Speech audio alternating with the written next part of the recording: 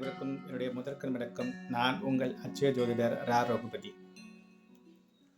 இன்னைக்கு நாம பார்க்க போற தலவிருட்சமாக சொல்லக்கூடிய அஸ்வினி 2ஆம் பாதத்துக்குரிய தலவிருட்சம் நட்சத்திர விருட்சம் மகிழ மரம். இந்த மகிழ மரம் மிகவும் ஒரு சிறப்பு வாய்ந்த மரம். அகில உலக அளவில் அக்னி தலத்திற்குரிய சிறப்பு வாய்ந்த திருவண்ணாமலையில் இருக்கக்கூடிய தலவிருட்சமாக கருதப்படக்கூடிய இந்த மகிழமரம் மிகவும் சிறப்பு வாய்ந்தது.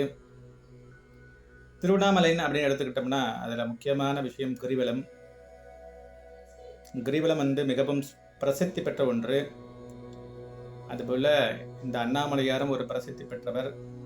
அதற்கடுத்ததாக 3ஆவது கருதப்படக்கூடியது இந்த மகிழமரம்.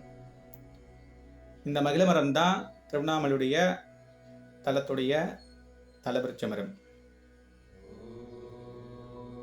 நிறைய பேர் கடவுளை அந்த கூட்டத்தை தரிசிக்கும் போது நம்மளுடைய வேண்டுதல்கள்லாம் மறந்துடுவோம். கடவுளை மட்டும் கண்குளிர பார்க்கணும்னு நினைப்போம்.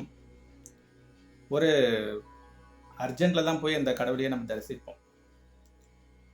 ஆனால் நிதானமாக உட்கார்ந்து தியானித்து கடவுளை ஆழ்மனதில் நினைத்து உட்காரக்கூடிய இடம் அப்படின்னா இந்த தலவிருட்சம் சொல்லலாம்.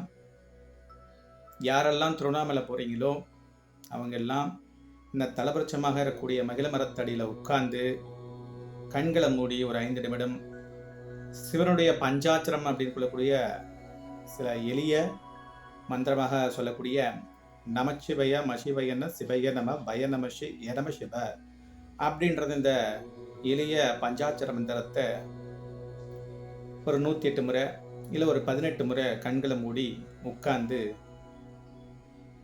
அந்த மகிழமரத்தடியில் உட்கார்ந்து சொல்லுங்க. ஒரு நல்ல ஒரு பாசிட்டிவ் வைவை தரக்கூடியது இந்த தலவிருட்சம்.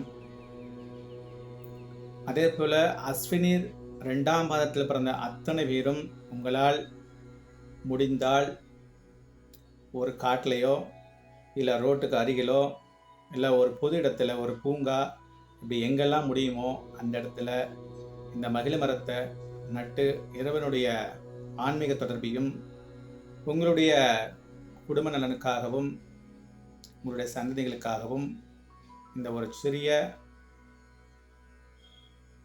தொண்டை செய்யணும்னு கேட்டுக்கொள்கிறேன்.